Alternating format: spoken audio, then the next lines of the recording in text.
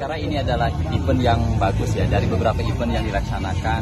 Tentunya cukup banyak beberapa komunitas waktu itu kita juga sempat melaksanakan pasca dari COVID-19.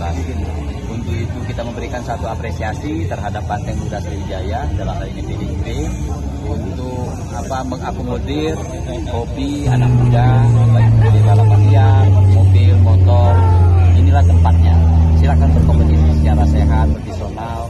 Untuk itu pemerintah kota memberikan satu apresiasi terhadap Banteng Muda Sriwijaya yang sudah mengadakan event yang cukup penting dalam rangka menyalurkan hobi bagi anak-anak muda sekalian. Tentunya kita sudah berkoordinasi dengan pemerintah provinsi termasuk pengelola dari GSI yang ada di sini. Silakan teman-teman.